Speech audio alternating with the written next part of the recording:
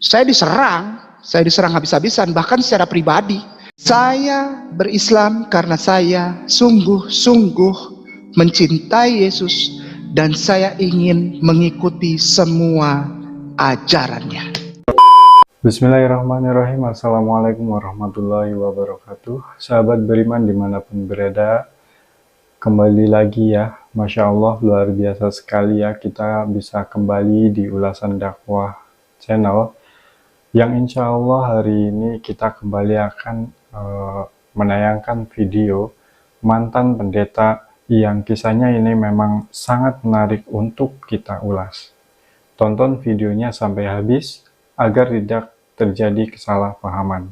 Nah, pada video kali ini masih bersumber dari Hidayatullah TV, yang mana terdapat seorang mu'alaf yang memberikan sebuah kesaksian.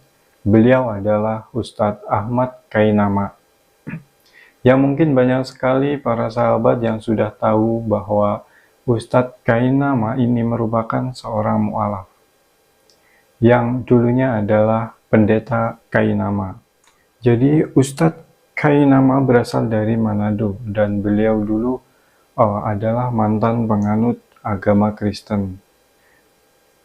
Beliau bernama asli Agustinus Christopher Kainama. Dan setelah berhijrah memeluk agama Islam, namanya berganti menjadi Ahmad Kainama. Mungkin perjalanan hijrah satu ini berbeda dengan mu'alaf-mu'alaf yang lain. Karena Ustadz Kainama ini menemukan Islam, yakni ketika beliau melanjutkan sekolah di luar negeri untuk mempelajari Injil. Namun ketika sudah pulang ke tanah air, bukannya beliau menjadi pendeta dengan pangkat yang lebih tinggi, tetapi beliau malah minta untuk disyahadatkan atau memilih untuk menjadi seorang mu'alaf. Masya Allah. Nah, bagaimana kisah kelanjutannya? Namun sebelum saya tayangkan video tersebut, bantu dan dukung terus channel Ulasan Dakwah dengan cara klik tombol subscribe, like, komen, dan share sebanyak-banyaknya. Juga nyalakan tombol lonceng notifikasinya.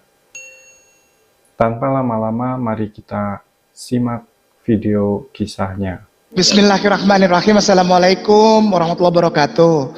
Semua para tuan guruku, puan guruku di Hidayatullah, dan juga tentu saja semua saudaraku yang menyaksikan ini. Insya Allah nanti para ustadku di Hidayatullah ini menaikkannya sebagai sesuatu yang layak ditampilkan dan layak ditonton. Dengan segala kerendahan hati, pertanyaan ini sebetulnya sudah ribuan kali saja.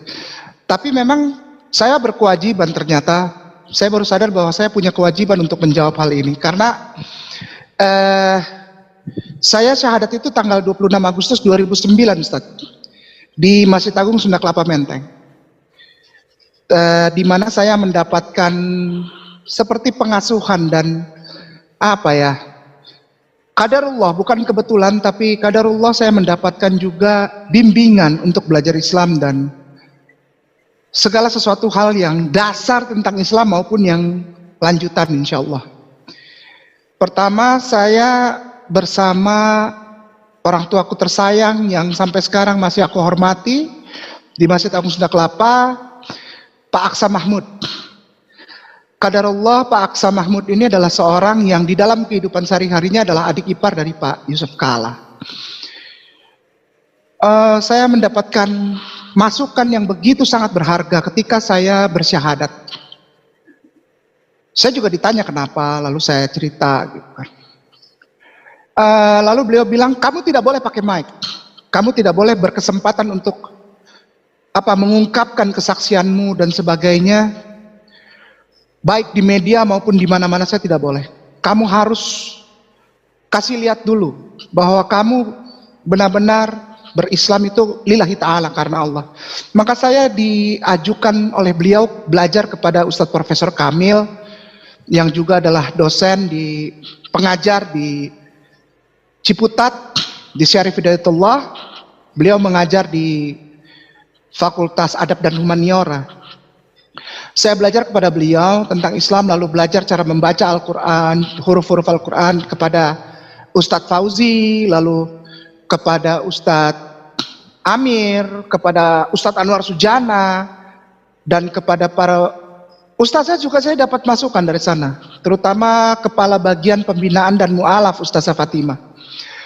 Lalu di perjalanan waktu saya berkesempatan juga dihantar oleh Bapak Jose Asmanu.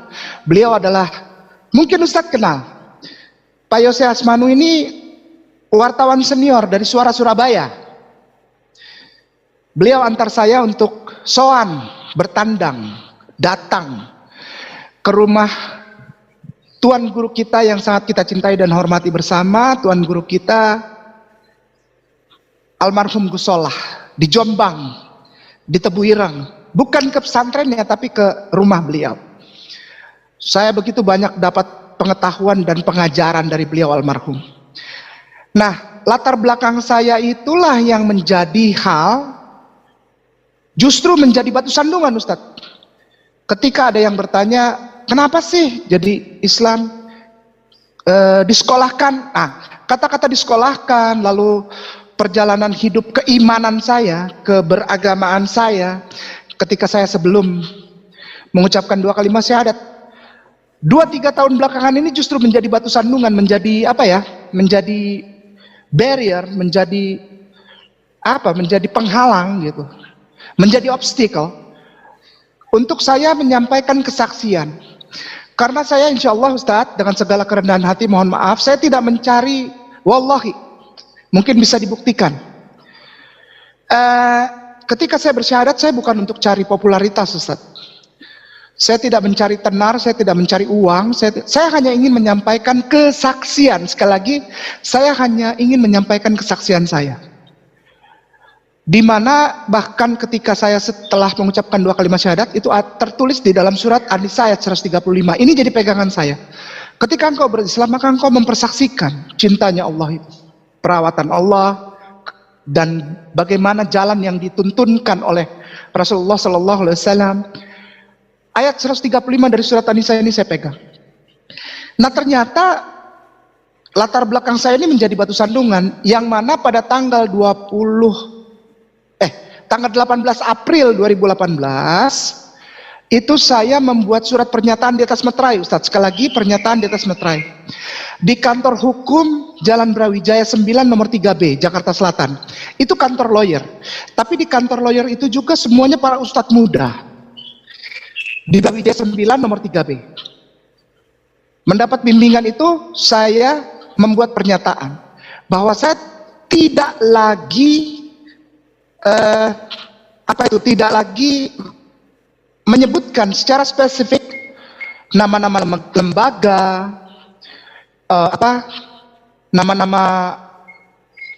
lembaga pendidikan, lembaga-lembaga kekristenan di mana saya dulu ada, tidak bisa lagi. Karena sekolah tinggi teologi, salah satu tempat belajar itu mengeluarkan surat yang disebar di web. Surat pernyataan dari rektor dan rektorat lah, pokoknya rektorat, menyatakan bahwa saya tidak pernah menjadi alumnus, apalagi alumnus ya, mahasiswa aja saya nggak pernah di sekolah tinggi itu. Dan ini saya junjung tinggi Ustadz, wallahi saya junjung tinggi dan saya sangat hormati. Sehingga saya akan mengatakan bahwa jika ada pertanyaan ini, saya jawab dengan singkat. Kenapa kain nama itu? Dengan tidak membawa-bawa latar belakang saya dulu sebelum bersyahadat ya Ustadz ya, ketika saya masih Kristen. Kenapa kain nama mengucapkan 2 kalimat syahadat? Saya mengucapkan syahadat. Sekarang ini saya jawab dengan singkat. Mulai sejak tanda tangan itu. Saya berislam karena saya sungguh-sungguh mencintai Yesus dan saya ingin mengikuti semua ajarannya.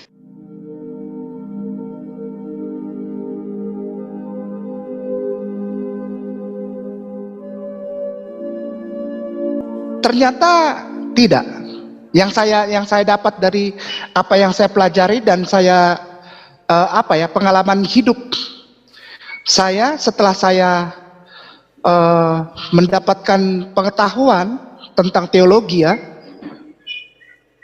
ternyata tidak. Bahkan semua yang saya lakukan itu justru tidak pernah diajarkan oleh Yesus.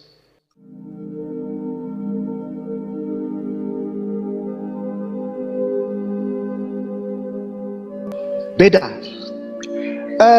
Yesus yang dulu aku kenal sebelum bersyahadat, sekali lagi dengan segala rasa hormat dan kerendahan hati dan tanpa ingin menyerang, menyinggung, underestimate, insulting, merendahkan, menjelek-jelekan, mengejek agama lain, imannya atau kitab sucinya, tidak. Aku mau jawab bahwa begini Ustaz, dengan segala kerendahan hati.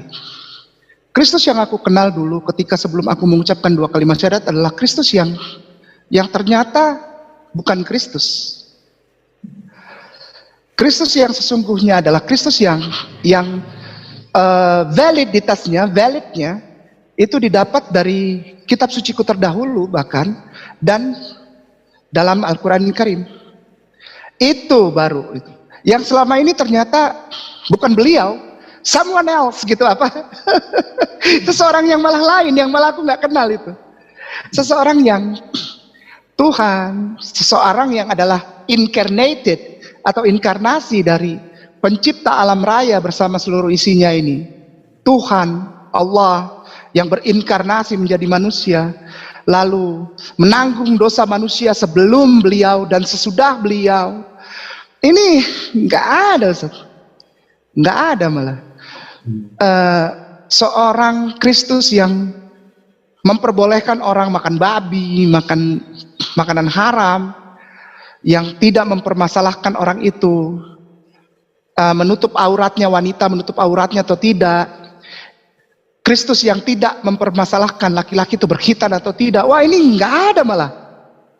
Sehingga ketika pemahaman itu dan kesadaran itu datang, tidak ada cara lain buat saya, Ustaz, selain mengucapkan 2 kalimat syahadat. Jadi ajaran-ajaran yang dilakukan di gereja atau kekristenan itu adalah ajaran yang salah.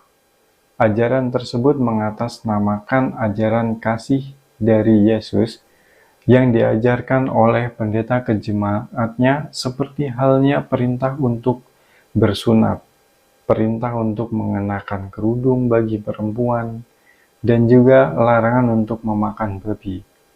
Tidak ada satupun ajaran-ajaran yang diberikan kepada pendeta, tetapi para pendeta malah mengajarkan untuk melanggar semua perintah-perintah dari Yesus. Katanya mereka ini adalah umat-umat pengikut Yesus, tapi mereka tidak ada satupun yang menjalankan perintah-perintah dari Yesus. Maka dari itu, Ustadz Kainama ini, karena ingin menjadi pengikut Yesus yang sejati, beliau akhirnya memutuskan menjadi seorang mu'alaf. Nah, bagaimana kelanjutannya? Mari kita simak kembali videonya. Saya dulu malah mikir nggak ada resiko kok, saya bilang. Resiko itu baru ada setelah saya mengucapkan 2 kalimat syahadat. Waktu saya mengambil keputusan, saya pikir enggak lah, karena ini saya loh, Indonesia kan negara republik yang berdasarkan Pancasila dan Undang-Undang Dasar 1945, Ustaz. Bhinneka Tunggal Ika ya, toleransi dan dilindungi Undang-Undang 28E dan 29 itu, pasal 28E dan 29 itu, Undang-Undang Dasar 1945 kan melindungi setiap warga negaranya untuk bebas beribadah sesuai dengan agama dan kepercayaannya masing-masing. Nah, setelah saya bersyahadat, saya ini insya Allah tidak diedit ya. Saya insya Allah bukannya tidak, saya belum menemukan hal itu. Saya diserang habis-habisan, bahkan secara pribadi. Bukan konten yang saya sampaikan di dalam tausiah atau daurah atau paparan gitu, tidak. Pribadinya yang diserang habis, Ustaz. Demikian, Ustaz.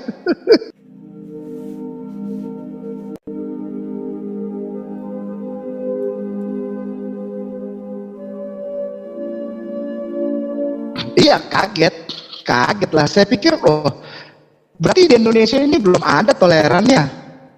Orang Islam semua diminta toleran dari zaman Doeloe, itu dari tahun 0 sebelum kemerdekaan terhadap orang yang beragama lain. Tapi orang beragama lain kok sepertinya nggak toleran sama orang Islamnya.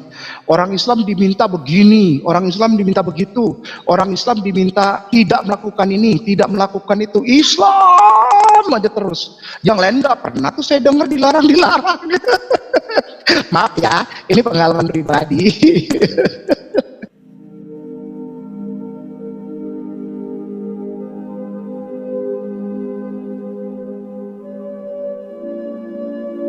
Sulit ya.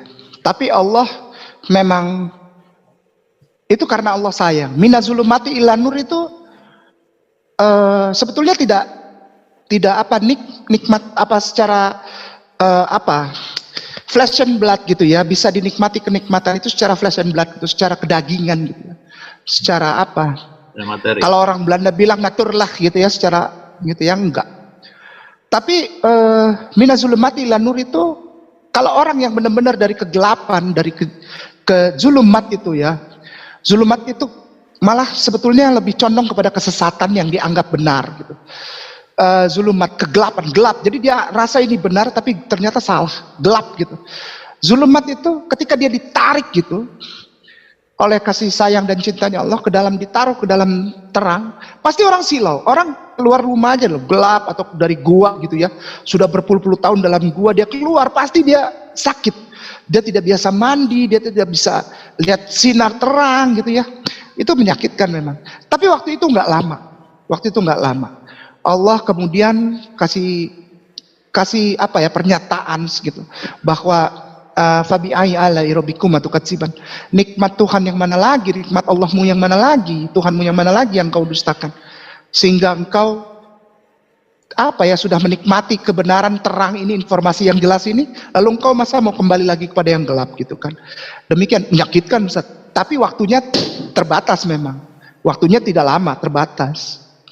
Dan setelah waktu itu berjalan, sakit itu menjadi manis Ustaz. Sakit itu menjadi manis yang luar biasa yang Allah pertontonkan. Bukan kaya, bukan terkenal. Oh, dibilang kayak nama terkenal di YouTube. Ah, gue nggak pusingin, ngapain nih?